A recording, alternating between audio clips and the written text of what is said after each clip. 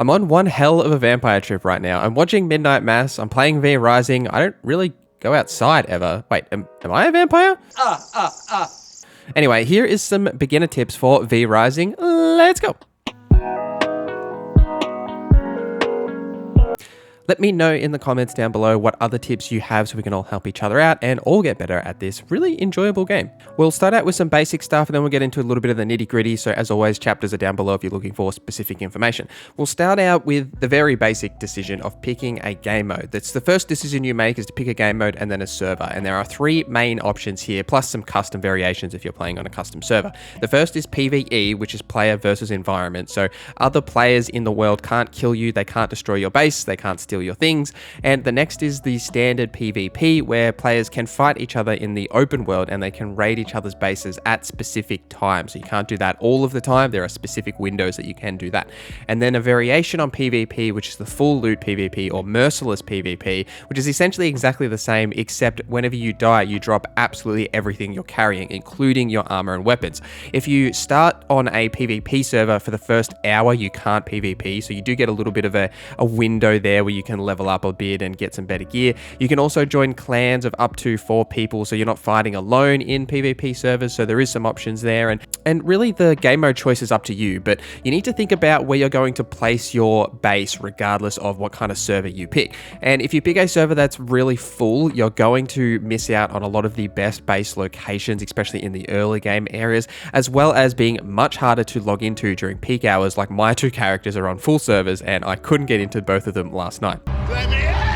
Once you've picked a server and everything and you're ready to place your base, there's a couple of things that you should consider. When you're placing your base, especially on PvP servers, you need to consider choke points. Things like plateaus where you go up those levels and get into the higher levels are super important for bases in PvP because they create natural choke points of areas where you can't get across, and you can actually put gates on those choke points as well. It's also worth noting that players can't swim across lakes, so that creates like a natural barrier if you want to use that as like a backing to your base. You can move your base later, so you don't have to be married to the one spot that you are going to start with, but it's just worth pointing out that if you are starting on a PvP server, that you want to use the landscape to your advantage. And when you are in those bases, you will notice that the sun can still get you in the early stages of the game. The mist braziers are super important, even as you get into actually having a proper base. What these will do when you turn them on, you put bones inside them and then you turn them on, and they'll give you protection from the sun. So it's also important to remember to turn them off during the night so you're not wasting the bones. But what that allows you to do is during the day, you can stay within the radius of the mist brazier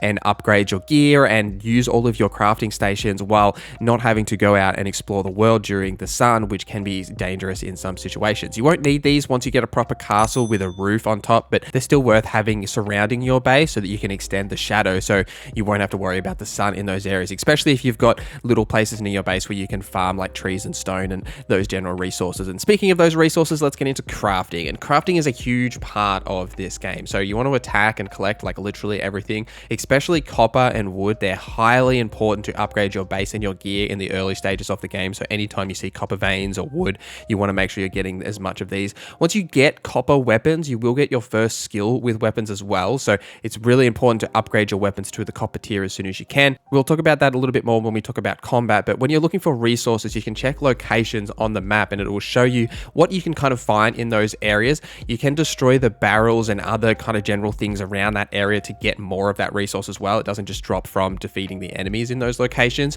For example, like if you're looking for copper, you can go to the copper mine in the middle of the foresty area. It's a great place to farm in the early stages. There's tons of enemies here. There's plenty of copper deposits and loot scattered around, so it's a well worth place to keep checking in the early stages.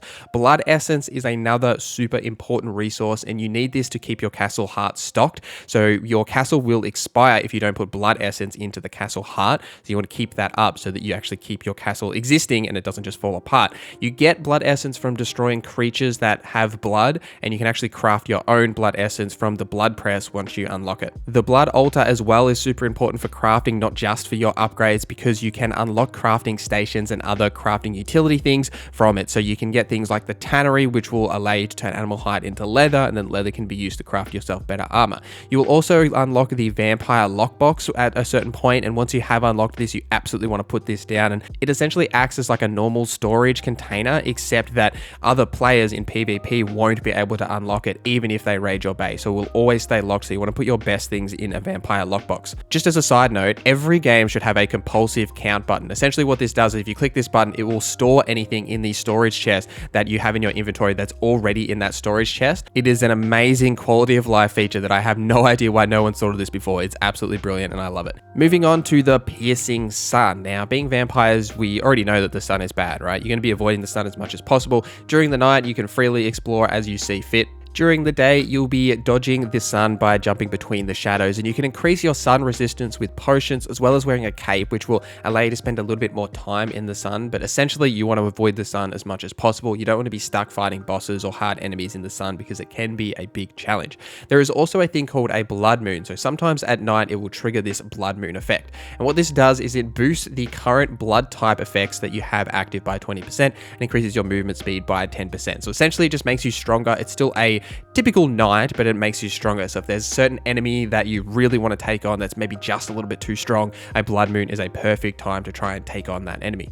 Speaking of those blood types, every enemy will have a blood and a blood type. Well, enemy that does have blood, skeletons don't have any blood, but the higher quality the blood that you feed on, the better the passives you will get from feeding on that blood type. Each blood type has its own effect, so you want to think strategically about the blood type you're using for certain scenarios. So say if you're going into like a tough boss fight, you probably want something like a warrior blood type to increase your defense capabilities rather than say a creature, which is just going to, increase your movement speed. You can also feed on enemies and instantly cancel it to kill the enemy instantly, and it won't actually change your blood type or complete the feeding. It's a good way to finish tougher enemies, or if you've got a large pack of enemies, to quickly move around the battlefield, just kill something real quick and then keep attacking. Before you fight any enemies, you can check what their actual blood type is. When you hover over them with your mouse, it'll tell you what their blood type is and the quality of it, so you can strategically think about what you want to actually feed on rather than just attacking and waiting for the actual reticule to show when it's time to feed on them. Let's talk combat, and each weapon has a basic 3-hit combo. They all have different animations, however, as well, so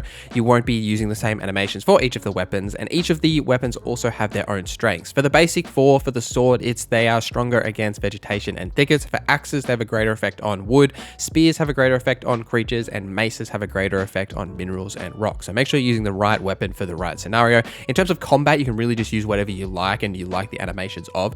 Upgrading the quality of your weapons to the copper tier and above will give you additional skills for those weapons. So for example, with the copper axe, when you press Q, you do this lunge forward attack, and getting these upgrades allows you to be more dynamic in combat and give you access to different skills and abilities so you can shred enemies a little bit faster. In a lot of scenarios, you will need to heal, especially in some of the tougher fights, and you can consume your blood in order to heal, but you can also craft these salves, which is something you get super early on. You just need a rat and a couple of other materials, and these will just increase your health without consuming your blood. So it's a great idea to craft some of these to take these into some of the tougher fights, and you really just got to be able to get it off in the fight, which does take some time, so make sure you get a little bit of distance in order to use the item. The game's quest log will lead you through most of the things you need to do, and it will tell you about the blood altar and teach you how to use it, but then it will move on. But you absolutely should be returning to the blood altar and unlocking the different bosses and going to fight them and consuming their V blood, because you unlock tons of things from these. These can be new weapons, skills, crafting stations, different recipes. It's very important to do this, and the game's quest log will just move on and tell you to do other things, but you should be regularly doing these and going out and trying to take on these. Speaking of the blood altars, don't discount the Alpha Wolf, which is the first one in the list. I originally just ignored it, but it actually unlocks a wolf form so you can move faster around the world. There are plenty of great things to unlock here, and whenever you go out on a big adventure, just activate one of these blood altars so you know where they're going to be and kind of roughly head in that direction so you can take them on and just get more benefits or bang for your buck for actually doing these kind of things. Let me know in the comments down below what other tips you have so we can all help each other out. Thank you for watching this video till the end. Thank you to our members for supporting the channel. My name is Norza, and I hope you have a great day.